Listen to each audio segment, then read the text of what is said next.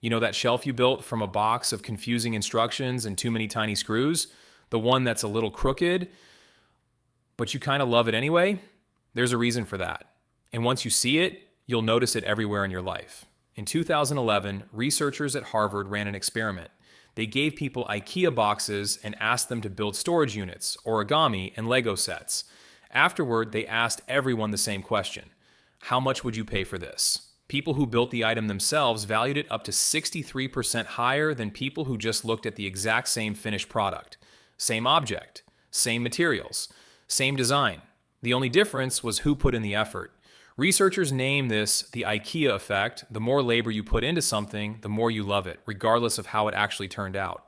And it gets stranger. Even when people built things badly, crooked shelves, lopsided origami, they still valued their creation almost as much as a perfect one. Your brain doesn't just remember the result, it remembers the struggle. And it turns that struggle into meaning. This is why a home-cooked meal feels more special than takeout, even if the restaurant version tastes better. It's why your own playlist feels more you than any algorithm-made one.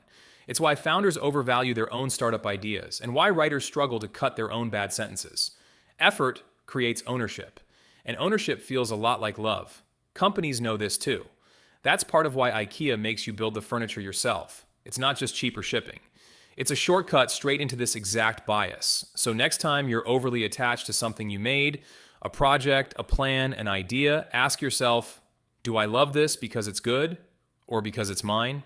Now you'll notice it everywhere, and that's a little bit of power you didn't have 5 minutes ago. Subscribe to Brain for more of your mind's weird tricks. Explained simply, every week.